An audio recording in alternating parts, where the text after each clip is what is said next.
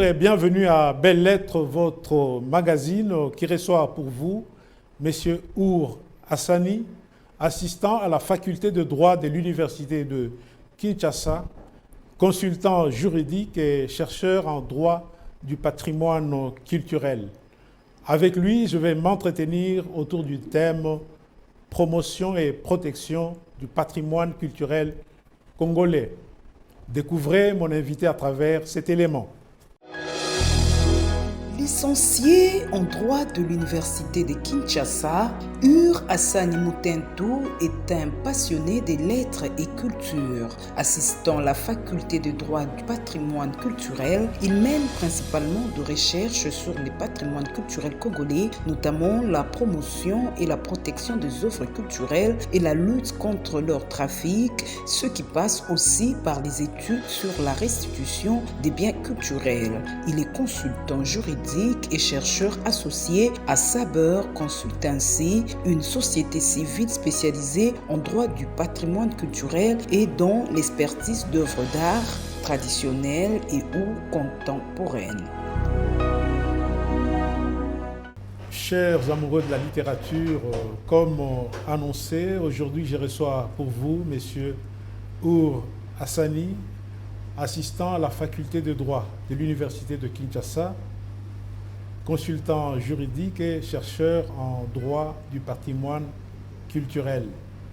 Avec lui, je vais m'entretenir autour d'un thème très intéressant, promotion et protection du patrimoine culturel congolais.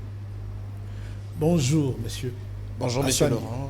Je vous remercie premièrement d'abord de l'invitation et je suis très heureux de partager avec vous ce plateau des belles lettres. Oui, c'est aussi pour nous un réel plaisir de vous recevoir autour de ce plateau. Merci. Un juriste à belles lettres, vous considérez-vous comme un intrus dans cette émission consacrée à la littérature, aux belles lettres? Totalement intrus, je serais très choqué parce que, au fait, la littérature, c'est au-delà des écrits, c'est un ensemble de pensées, c'est un idéal.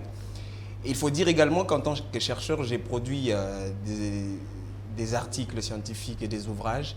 Et donc, au sens large, je suis d'une manière ou d'une autre lié avec les belles lettres.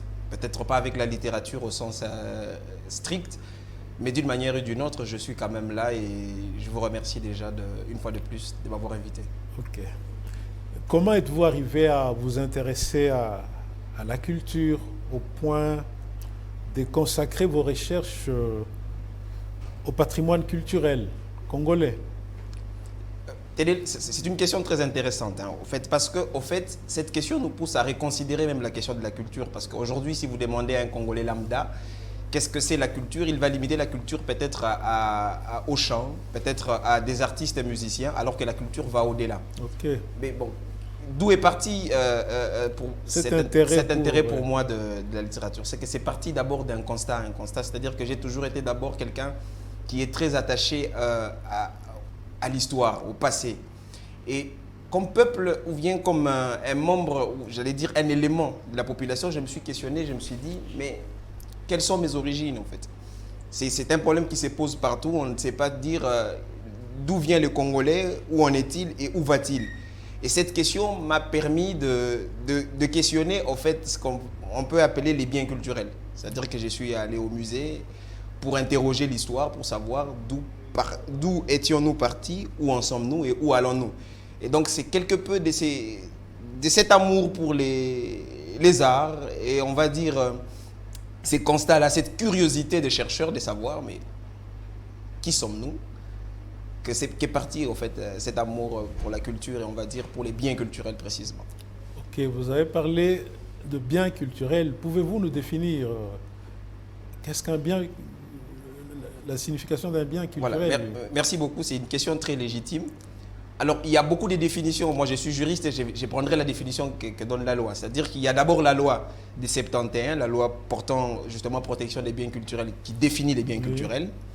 Mais il y a également la convention de l'UNESCO, la convention de l'UNESCO de 1970, qui définit également les biens culturels. Mais puisque nous ne sommes pas ici dans un plateau ou dans un forum des juristes, il faut retenir justement que un bien culturel, Oui. c'est une chose, on va dire,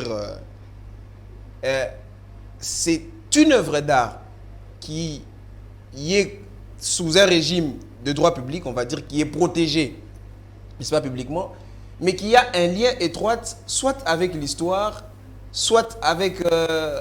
donc, il y a un lien avec l'histoire, avec l'écriture, et donc, prenons un exemple clair.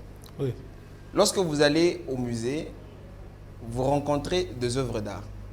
C'est à ce niveau-là qu'il faut distinguer les biens culturels privés Oui. et les biens culturels publics. Un peintre, par exemple, qui décide de faire une toile, c'est un bien culturel, mais là, c'est un bien culturel privé. Mais les œuvres d'art, par exemple, ce qu'on appelle les collections muséales, les œuvres d'art qui se retrouvent dans le musée, ce sont des biens culturels publics. Voyez-vous. Donc, un bien culturel, c'est une œuvre d'art, mais une œuvre d'art qui a une histoire avec un peuple. C'est la définition la plus simple que je puisse donner. Donc, une œuvre d'art qui a une histoire avec un peuple. Un bien culturel fait partie de ce qu'on appelle patrimoine culturel. Voilà. Question Mais qu'est-ce que le patrimoine culturel? Voilà. Justement, le patrimoine culturel, c'est un ensemble de tout ceci. D'abord, un patrimoine, c'est un ensemble de biens qui appartient à une personne. Mais cette personne ici, il s'avère que c'est une personne de droit public. Oui. Une personne morale de droit public. Cette personne morale de droit public, c'est l'État. Donc, le patrimoine regorge en fait cet ensemble de biens. Donc, quand on a un bien isolé, il ne fait pas partie du patrimoine culturel. Et donc, le patrimoine culturel, c'est cet ensemble-là des biens. Et ces biens culturels peuvent être matériels ou immatériels. Quand ils sont matériels, c'est-à-dire qu'on peut le toucher.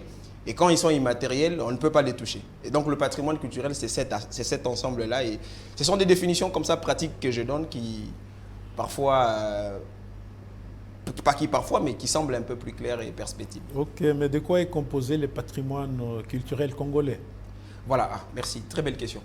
Le patrimoine culturel congolais est composé de deux éléments, voyez-vous. C'est là où on soulève d'ailleurs la lacune, on va dire la difficulté de la loi de 1971.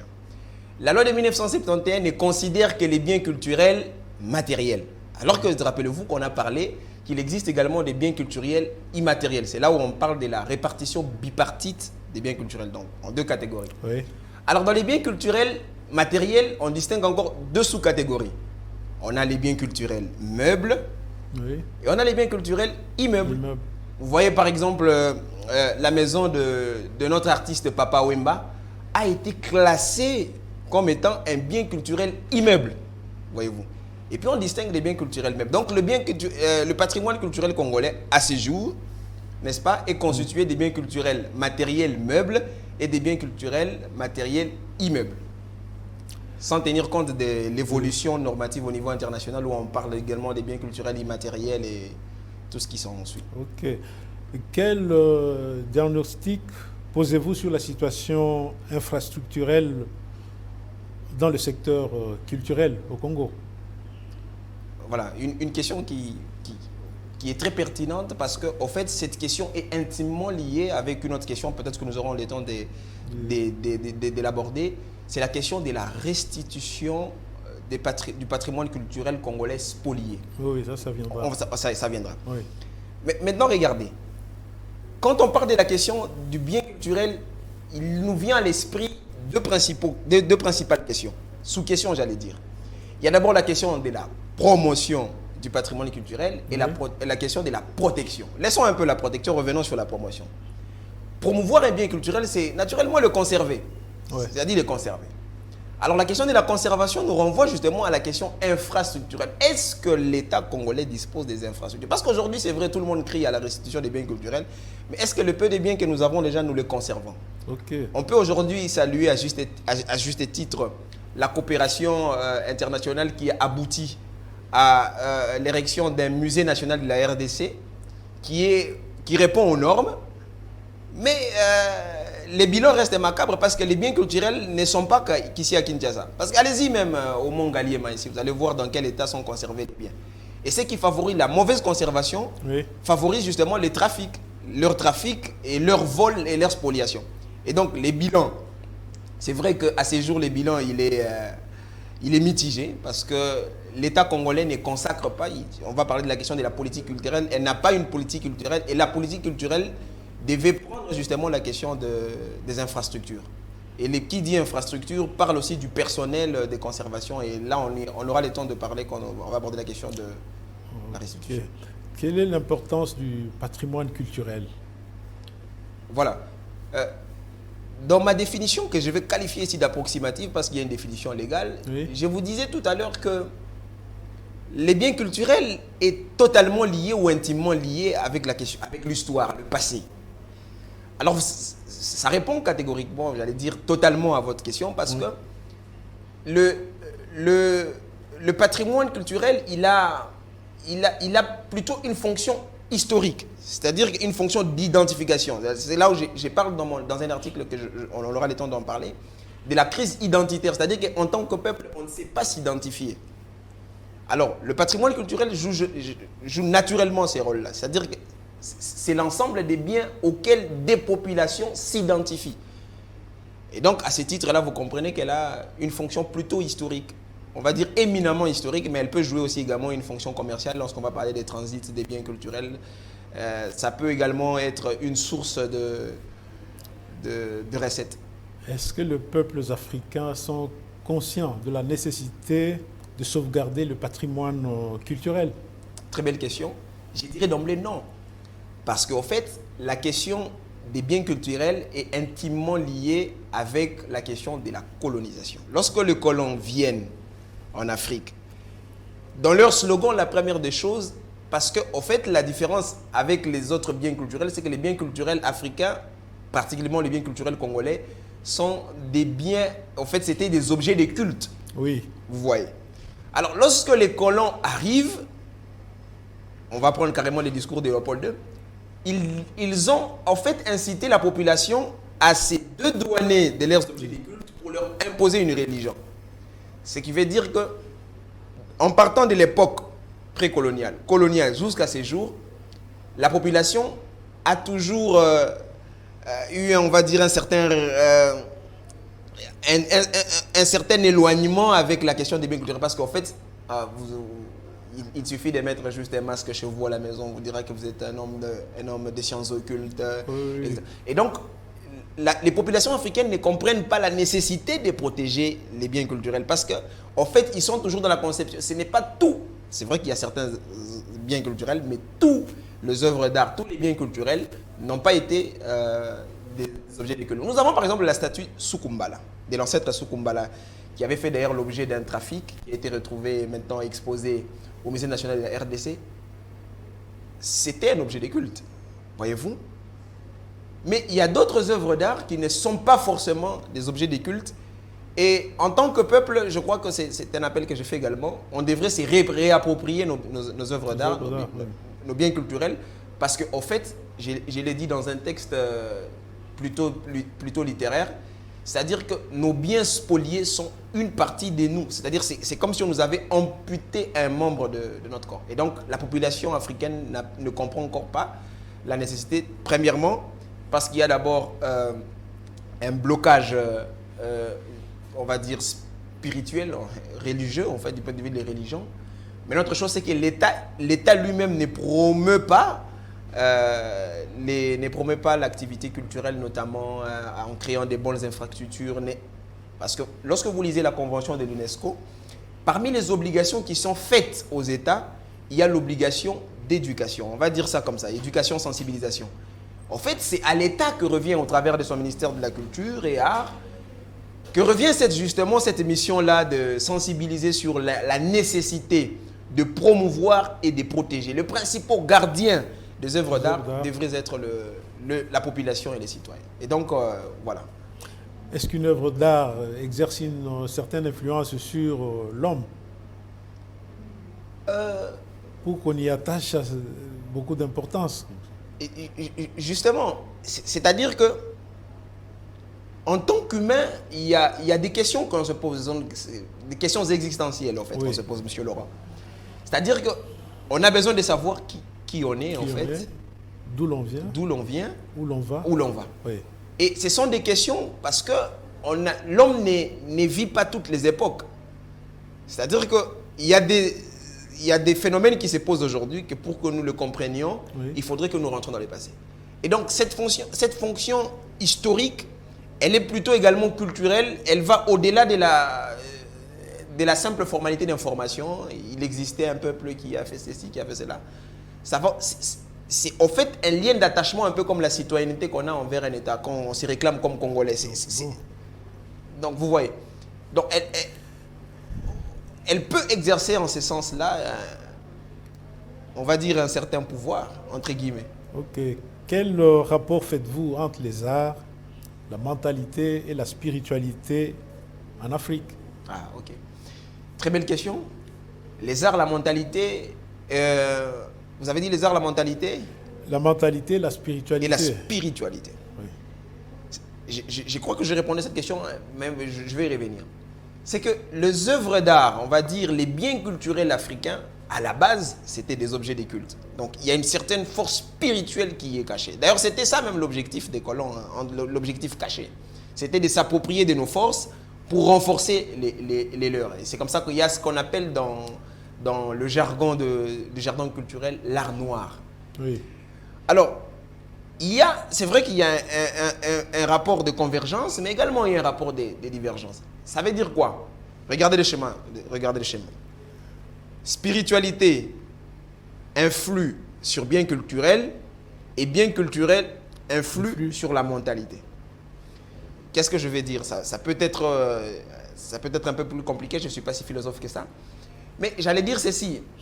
C'est-à-dire qu'il y a une forte croyance en les objets culturels, en fait, en Afrique. Une sorte de superstition, en fait. À en voir juste même les séries de télé, on va dire, le théâtre, les films nigérians. Oui. Vous voyez que quand on parle d'un féticheur, il faut qu'il y ait des statuettes à côté et tout ça. Oui. Donc, l'Africain a une certaine croyance en ces petites statues, en ces petits éléments. Et vous comprenez qu'il y a une certaine interconnexion entre les trois. La spiritualité, la mentalité et au centre, nous avons les biens culturels. Pensez-vous qu'il soit nécessaire de créer un marché d'art en Afrique? Voilà, c'est l'une des solutions que nous sommes en train de promouvoir dans le cadre même aussi bien de l'article scientifique, on va y arriver, que sur l'ouvrage. C'est la nécessité de la création des marchés légaux. C'est-à-dire que, quelle est l'importance de la création d'un marché légal? C'est-à-dire que quand vous avez un marché légal, aussi bien pour la commercialisation, parce qu'à la différence des autres trafics, c'est que le trafic d'art, il est légal, il est autorisé. Par contre, les trafics des êtres humains, les trafics d'armes dans certains pays sont prohibés, même le trafic de la drogue, on va dire des stupéfiants. Ouais. Mais le trafic d'art, il est permis. Vous pouvez vous approprier d'une œuvre d'art, pourvu qu'elle ne soit pas couverte par le régime de la domanialité publique, on va dire, le régime sévère de protection d'un bien qui appartient à l'État. Donc vous voyez, c'est un peu dans ces contextes-là que je suis en train de dire qu'il est nécessaire de créer un marché légal parce que quand l'État crée un marché légal, l'État a le contrôle sur la circulation des œuvres d'art et des biens culturels. Donc un bien qui a été volé peut facilement réparer. Alors, quand vous avez des marchés noirs, un peu comme le marché qui était avant sur la place Royale, maintenant qui est de l'autre côté, il y a risque qu'un bien qui a été frauduleusement soustrait du musée se retrouve dans la circulation et est vendu. Mais alors, quand vous avez des marchés légaux, ça permet d'abord une forte expression culturelle.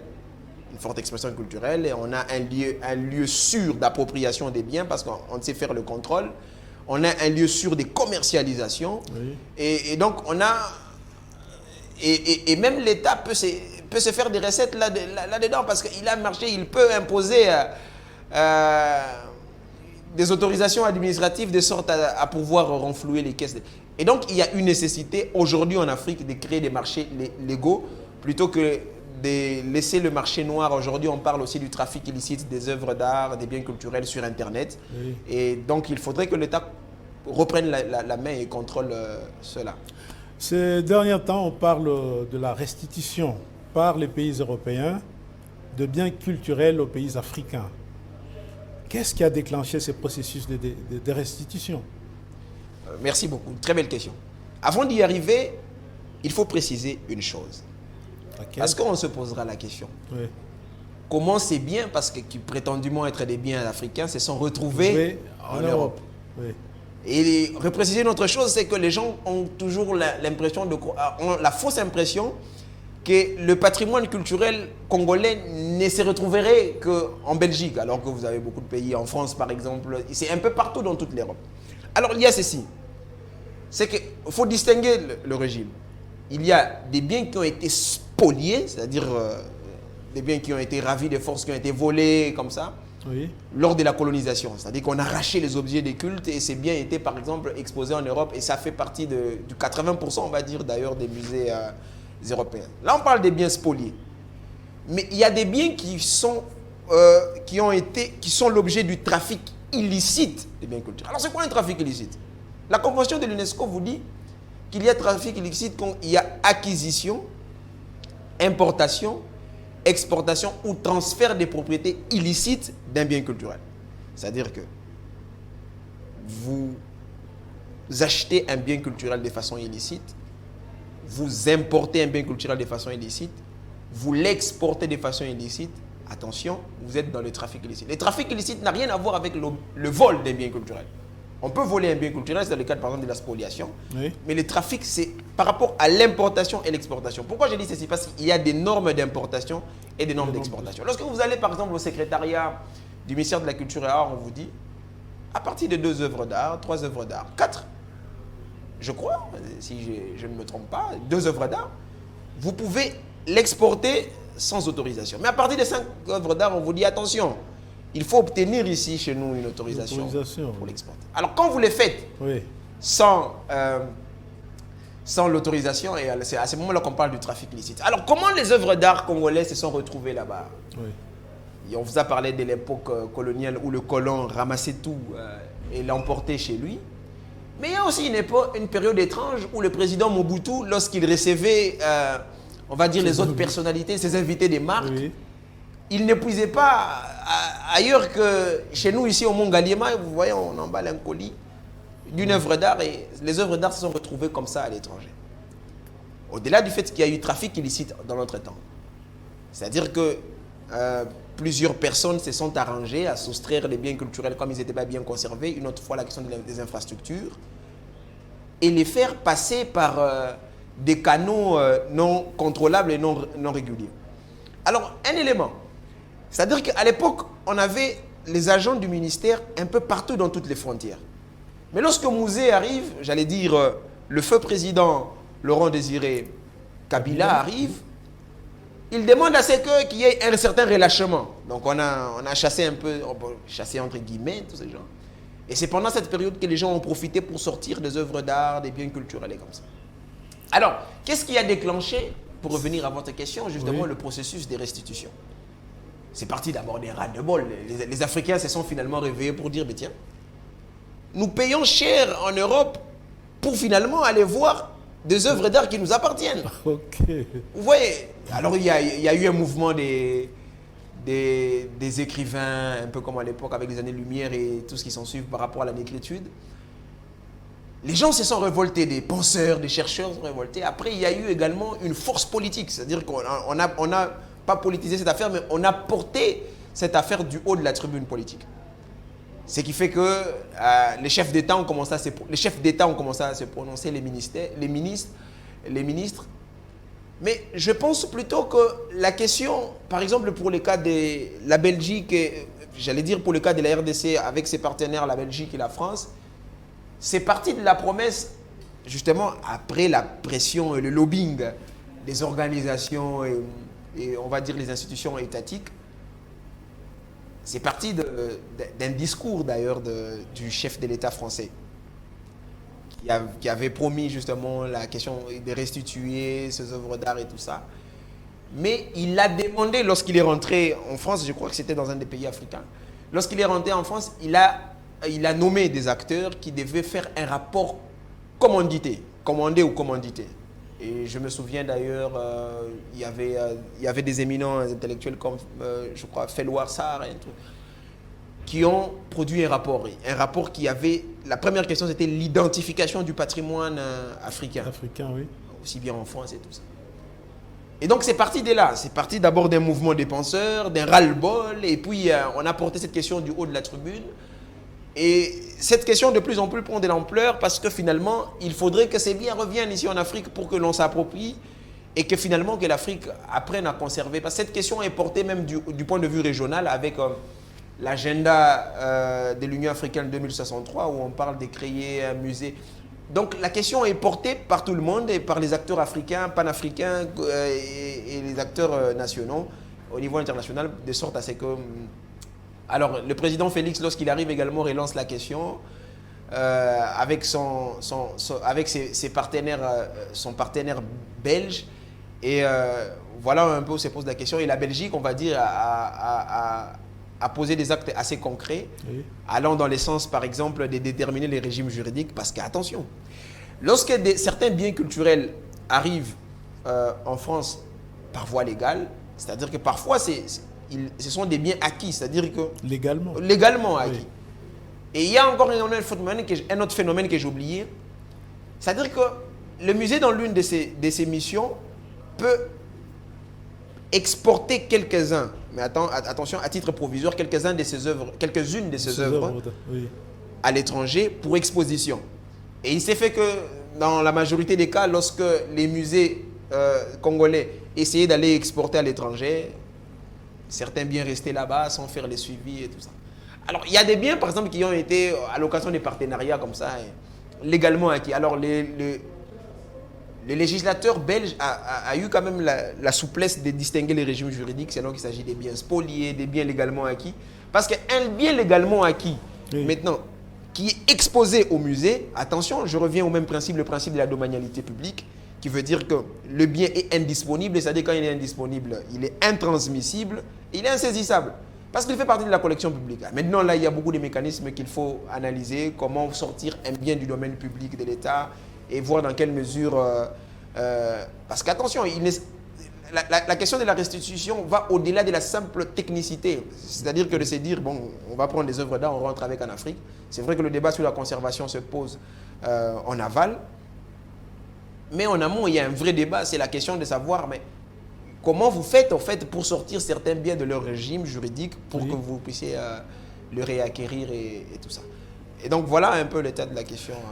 Ne pensez-vous pas qu'il serait mieux de laisser ces œuvres d'art en Europe où ils sont bien conservés que de les amener en Afrique où ils sont exposés à la destruction par manque de politique culturelle muséale? Justement, oui, une très belle question. C'est-à-dire que même moi, je serais tenté de dire cela, en fait. De dire que, bon, autant les conserver ailleurs, oui, parce que nous, déjà les biens que nous avons... Parce que je crois que, selon les derniers diagnostics, on parlait de plus de 45 000 biens culturels comme ça, spoliés et perdus.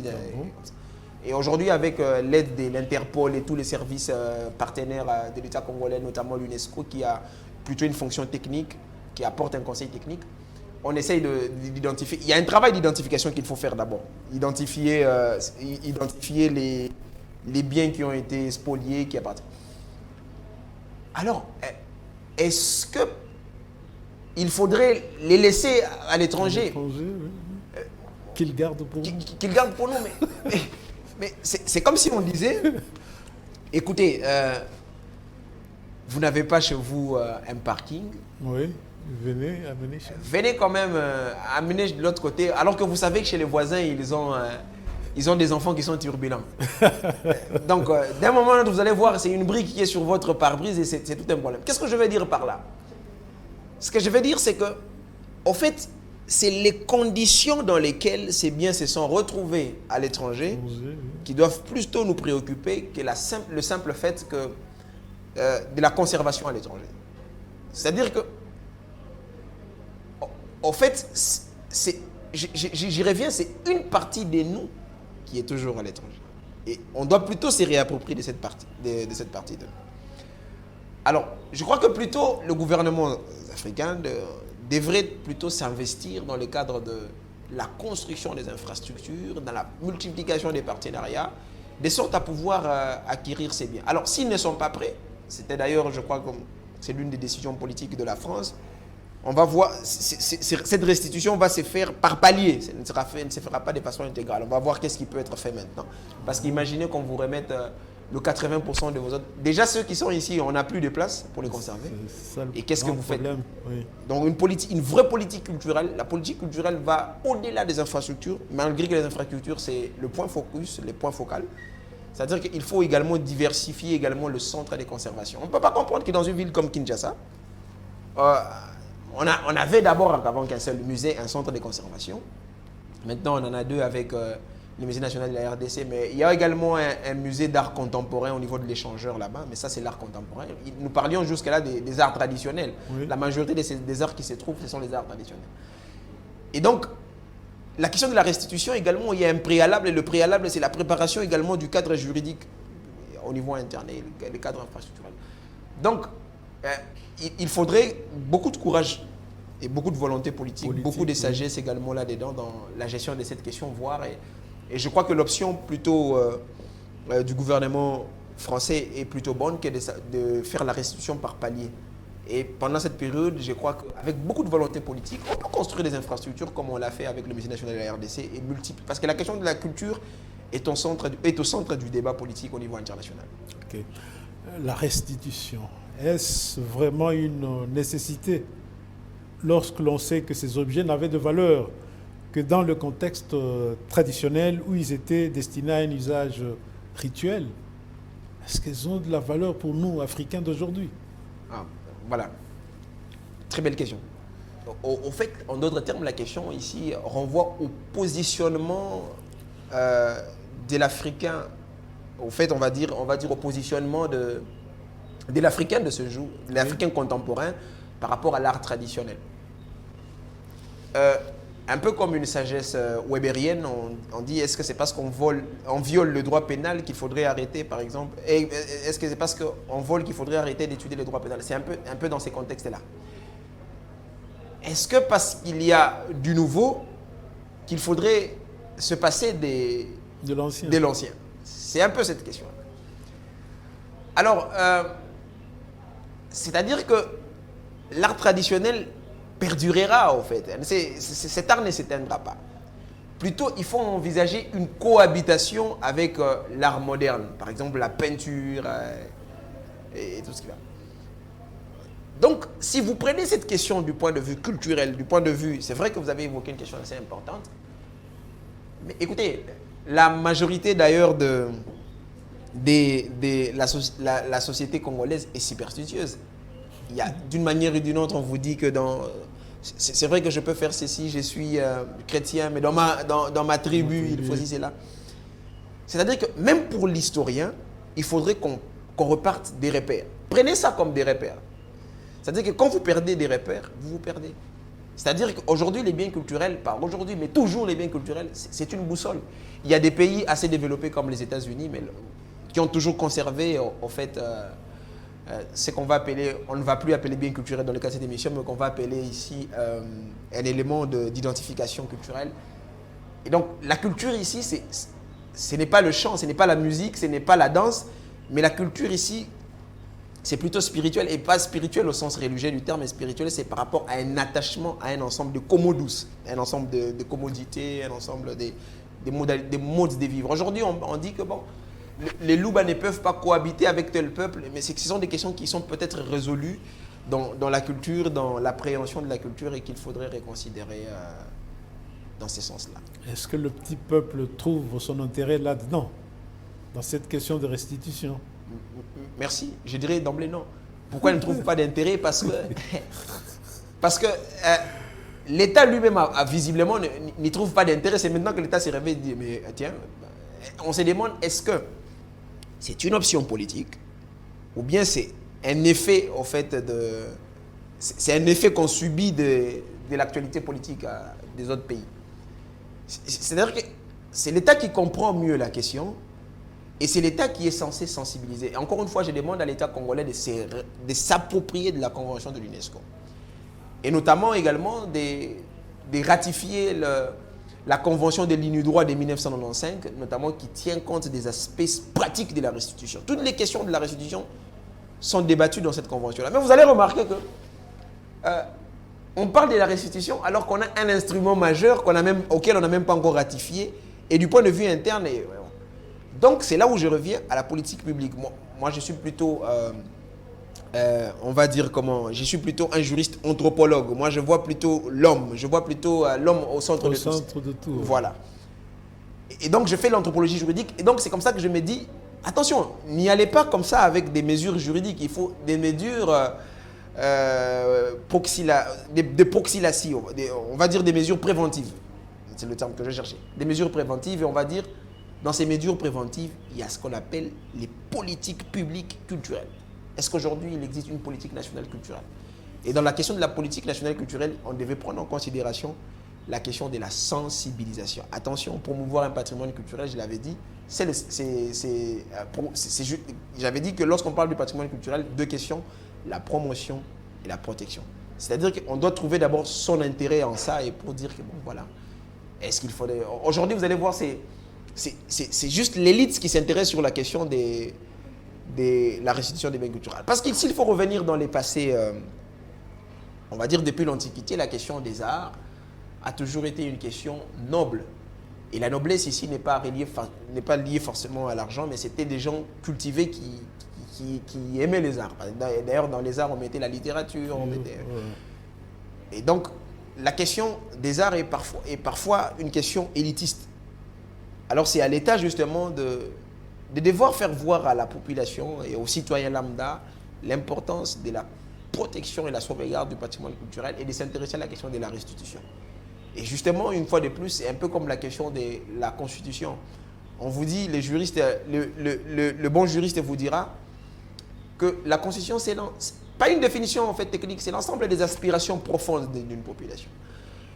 Je me rappelle encore d'un enseignant d'heureuse mémoire, j'ai cité le professeur Kamoukouni, il nous disait, en fait, quand on viole la Constitution congolaise, il vous faut par exemple un expert pour vous expliquer qu'on avait violé la Constitution. Alors que lorsqu'on viole la Constitution américaine, c'est-à-dire il y a des principes clés auxquels adhère tout citoyen américain, des principes comme par exemple la liberté. C'est-à-dire que quand vous touchez la liberté, n'importe quel Américain sait que non, on a violé la Constitution. C'est une valeur fondamentale. C'est un peu comme cela avec la question de la Constitution congolaise, mais je reviens plutôt dans le débat qui nous intéresse, la question des biens culturels. Alors pour que la question nous intéresse, il faudrait d'abord qu'on s'identifie à la question et notamment il y a une propagande anti-superstitieuse qu'il faut mener sur la question des biens culturels, faire voir que tous les biens culturels ne sont pas forcément des objets des cultes, des objets d'incantation, des fétichistes rituels. En commençant déjà par acheter des tableaux à la maison. L'art moderne maintenant a facilité les choses. Aujourd'hui, tout le monde chez lui veut mettre un tableau et la peinture, tout est beau ici dans ces studios. Je me dis que bon, voilà. Moi, je me sens à l'aise. Mais il faut arriver à amener les Africains à acheter des statuettes pour mettre dans leur maison. C'est pas évident. C'est pas évident. Vraiment, c'est un travail qu'il faut mener. Et vous voyez qu'il y a ce qu'on appelle des pesanteurs. Un peu comme avec la question nous sommes au mois de mars, la question de la parité. Il y a des pesanteurs culturels. On dit bon, la femme, il faut y travailler. C'est comme ça qu'il faudrait associer à cette question non seulement des juristes, mais également de personnes qui comprennent, des sociologues, des anthropologues, qui peuvent facilement, même des communicologues, des philosophes, justement, au cœur de cette question, qui peuvent comprendre en fait et facilement concevoir un message qui peut... Le problème, c'est parce que nous n'allons pas au terrain. Nous allons de symposium en symposium, conférence en conférence, alors que la cible, c'est la population, et la population, elle est dans la rue. Quelles sont les modalités pratiques de cette restitution, du moins en ce qui concerne la RDC? Voilà. Cette question de modalités pratiques renvoie à la question des préalables. Oui. Quels sont les préalables justement à la restitution des biens culturels? Il y a des préalables que j'identifie moi-même, par exemple. Et l'un des préalables, on va prendre comme ça quelques exemples. Le préalable le plus important, c'est l'identification. Parce qu'on n'y va pas vaille que vague. Mais il y a un travail qui a été fait dans ce sens-là. Il faut identifier justement quel est le patrimoine culturel congolais qui a été spolié et où se trouve-t-il. Première question. L'identification du patrimoine culturel. Deuxième question, c'est la question de la détermination des régimes juridiques, c'est-à-dire de savoir quelle est la nature juridique de chaque bien. Parce qu'un bien ne reste pas comme ça, il a une nature juridique de savoir. Les biens qui se retrouvent à l'étranger, quelle est la nature juridique qu'il a maintenant? est-ce que cette nature juridique nous permet de restituer les biens ou finalement... Ça, c'est une question.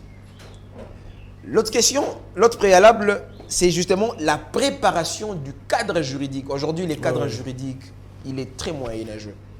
La loi de 1971 est une loi à refondre, à revisiter totalement, parce qu'elle n'a pas pris en considération l'évolution normative au niveau international. L'UNESCO a fait un travail de titan. Nous avons la Convention de 1971, la Convention de 1995, et il y a des pays, le pays voisin, le Congo Brazzaville, comme on l'appelle si souvent, qui est plutôt avancé par rapport à nous. Ils ont une loi portant principes fondamentaux des biens culturels et tout ça. Il y a une loi également sur la politique culturelle. Mais voilà une autre question. Lorsque vous lisez, parce qu'on parle du trafic illicite, c'est-à-dire que quand on parle de la restitution, il faut être sûr que ces biens qui vont arriver en RDC seront bien conservés. Oui. Et qui dit conservation, nous sommes encore dans la promotion, mais après également ça rentre dans la protection. Mais il faut également voir dans quelle mesure protéger ces biens culturels pour qu'ils ne fassent plus l'objet du trafic des biens culturels. Et l'un des mécanismes, c'est justement d'inviter en fait le droit pénal dans la lecture de cette question. C'est-à-dire quoi? Les législateurs de 1971, j'ai dit, le législateur de 1971, lorsqu'il met en place cette loi, a été plutôt dans une logique de droit civil, c'est-à-dire qu'il a prévu plutôt pour la majorité des peines qui touchent les patrimoines. On vous dit par exemple, celui qui aurait fait ceci, cela, tel comportement, c'est vrai que ça porte atteinte aux biens culturels, il ne pourra payer que de l'amende. Ça touche le patrimoine, quelqu'un ne sort que de l'argent. Alors quelqu'un pourrait se dire, je porte atteinte au patrimoine culturel, je payerai l'amende après. C'est vrai que c'est une peine, mais ce n'est pas si dissuasif que ça. Alors que certains États, comme la France par exemple, prévoient dans leurs codes pénaux des dispositions assez rigoureuses. Par exemple, tenez, le vol d'un bien culturel en droit français est considéré comme étant un élément, une circonstance aggravante de l'infraction de vol. Donc c'est un vol qualifié. Quand vous volez un bien culturel, ce n'est pas puni de la même façon que celui qui a volé par exemple un bout de pain, un morceau de pain. Parce que là, on parle des vols qualifiés et donc la sanction, elle est plutôt lourde. Et donc, parmi les préalables, il faudrait qu'on renforce les sanctions, que les sanctions soient plutôt dissuasives, de sorte à ce que quelqu'un se dise « Ah non, non, il ne faut pas jouer avec les biens culturels parce que ça a une valeur. » C'est-à-dire que la valeur, elle est d'intérêt commun. Ce n'est pas qu'une seule personne. C'est vrai qu'on parle histoire et tout, civilisation, religion, parce que le bien culturel a un trait avec la religion. Par exemple, il y a des cathédrales aujourd'hui qui sont inscrites dans le patrimoine de l'humanité. De l'humanité, oui. En Europe? Oui, en Europe et voilà. Et parfois même en Afrique. Alors, vous voyez, la cathédrale à la base, c'est un endroit de culte. On va adorer. Donc, vous voyez, donc, les biens culturels peuvent avoir également une fonction religieuse. Donc, un trait avec la religion, avec la civilisation, avec l'histoire, avec les arts. Donc, vous voyez.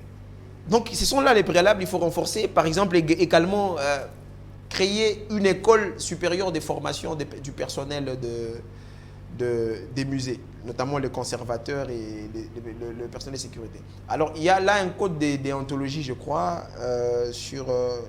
un code de déontologie internationale sur les règles minimales de conservation des musées. Et donc, si on pouvait intégrer, par exemple, certaines des dispositions, de permettre... Donc, il faut former le personnel de sorte à pouvoir totalement être prêt à recevoir ces œuvres d'art. Également, il y a des solutions purement juridiques qu'il faut analyser, notamment la question de la préparation d'un cadre juridique et tout ce qui va. Est-ce que par rapport à cette restitution, il y a une commission de rapatriement qui a été créée ici chez nous ou c'est un projet?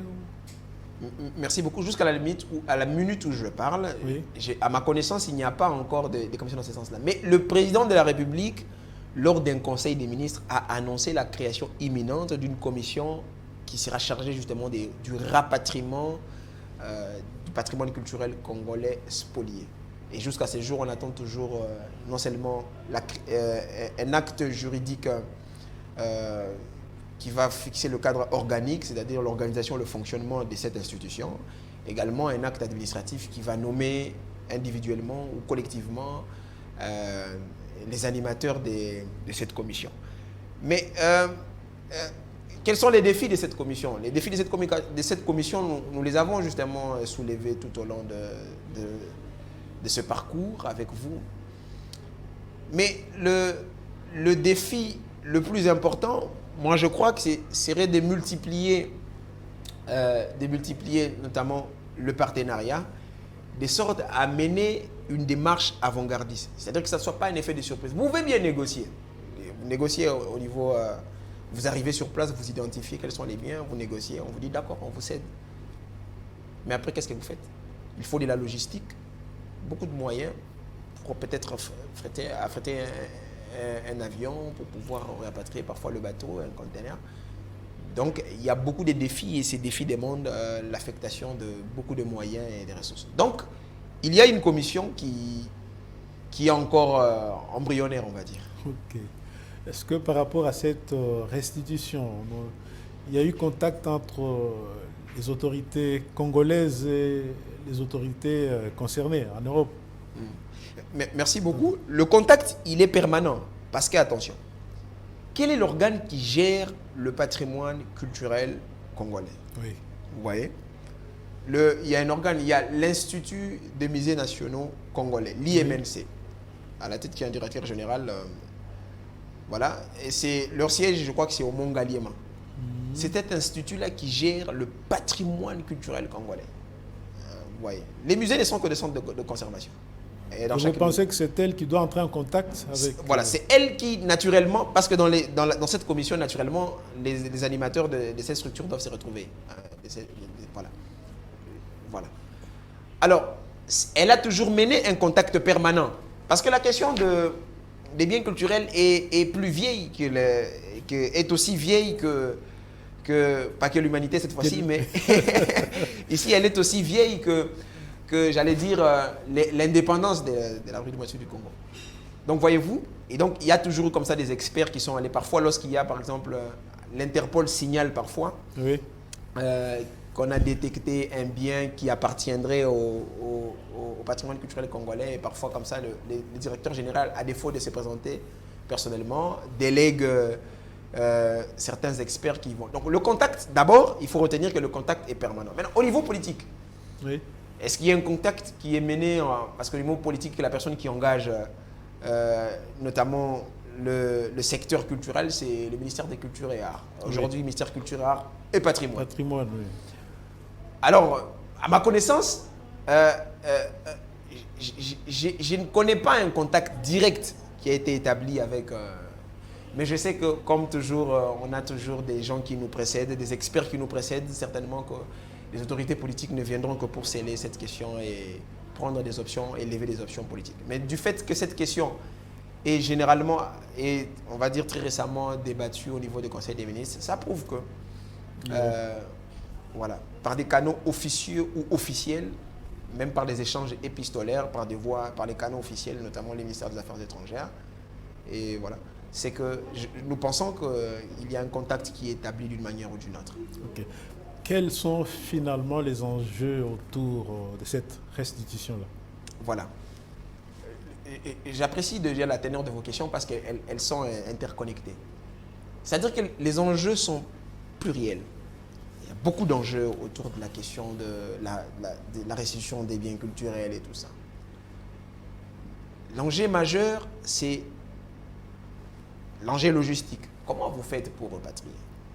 C'est comme ça que parmi les propositions, on disait qu'il faudrait qu'il y ait une base numérique nationale qui prendra en considération toutes les parties dans ces débats-là. Et le problème, c'est qu'on n'a pas beaucoup d'experts dans le domaine du patrimoine culturel. C'est vrai que les experts que nous avons, ce sont ceux qui ont fait la faculté des lettres, notamment ceux qui ont étudié qui sont spécialisés sur les questions des musées et l'art traditionnel, et voilà.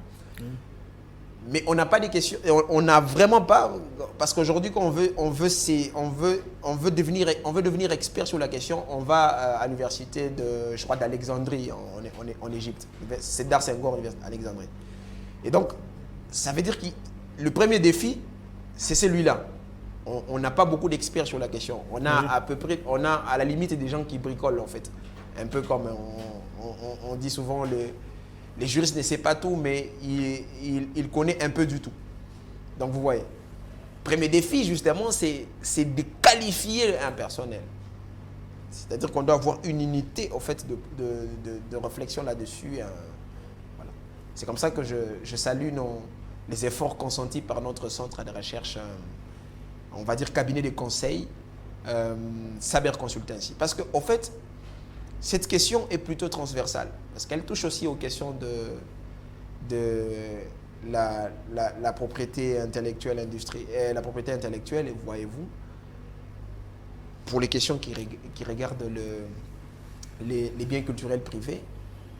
Vous voyez, donc, il y a ces défis-là. Le premier défi, c'est le défi, il faudrait avoir des politiques publiques culturelles solides, il faudrait avoir un personnel qualifié, il faudrait avoir des infrastructures et il faudrait mener j'allais dire, parce que dans l'une des propositions, on dit créer une commission mixte, je dis créer une commission mixte entre l'État congolais et les parties prenantes dans ces débats de restitution. Et notamment là, on voit les experts. Donc, voyez. Mais pour moi, les défis majeurs, c'est la ratification de la Convention de l'UNIDROIT de 1995. Parce que c'est elle qui prend en charge la question de la restitution.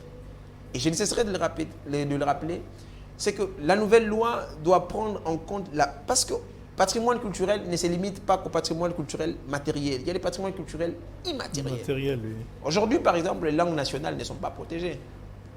Ouais, alors que la langue peut faire partie du patrimoine culturel immatériel. Donc il y a ces défis-là, il faudrait que le droit, parce que le droit, il a un caractère évolutif, il est dynamique plutôt que statique. Il s'adapte aux réalités sociales.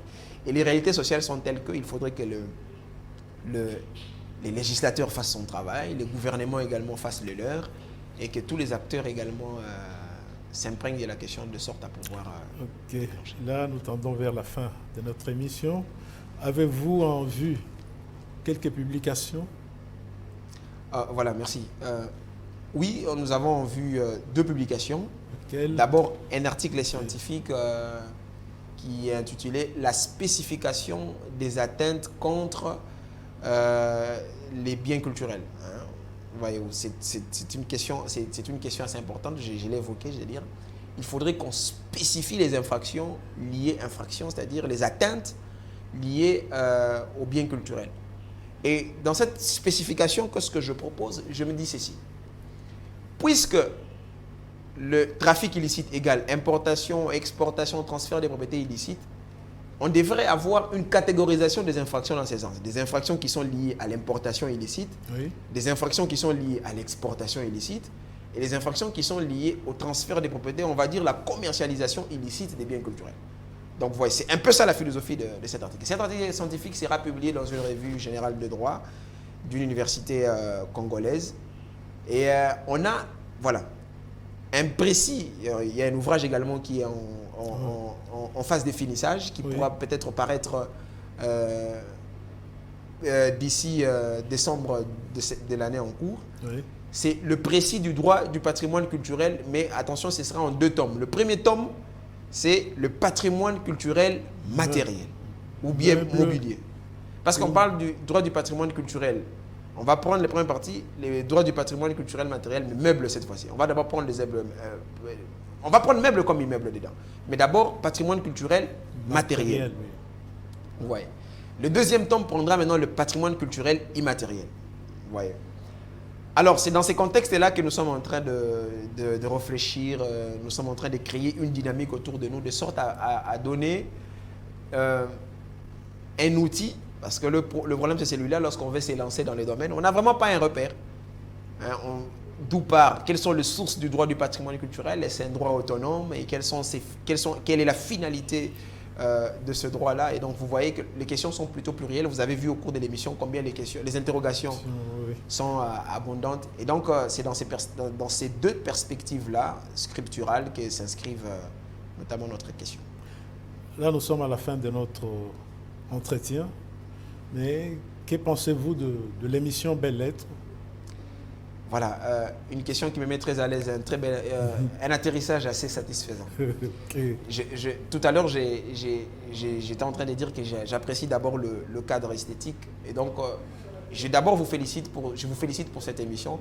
L'émission Belles Lettres est une émission, moi particulièrement en tant qu'amoureux des arts majeurs, de la lecture, de la littérature, oui, qui me touche particulièrement. Et donc, j'apprécie la manière avec laquelle vous menez vos interviews, la qualité de vos questions et la qualité de vos intervenants surtout. J'ai vu défiler beaucoup de personnes, notamment le président de notre association sans but lucratif des écrivains du Congo. J'ai cité Maître Tatalo Ngibia, à qui je présente mes salutations. Président, c'est vrai, il est maintenant administrateur parce qu'on a connu, il a démissionné. Et donc, j'ai vu beaucoup des acteurs comme Didier Moumengi ici défiler.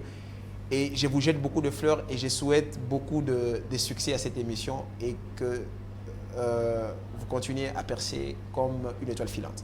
Merci. Je vous remercie. Nous vous disons merci pour avoir répondu à notre invitation et pour votre brillante intervention. Merci beaucoup. C'est moi qui vous remercie pour l'accueil et les moments passés avec vous. Chers amoureux de la littérature, aujourd'hui nous avons reçu M. Our Hassani, assistant à la faculté de droit de l'université de Kinshasa, avec qui nous sommes entretenus autour d'un thème très important, promotion et protection des œuvres d'art congolais et africains. Nous vous disons merci de nous avoir suivis et vous fixons rendez-vous au prochain numéro de Belles Lettres. Bye bye.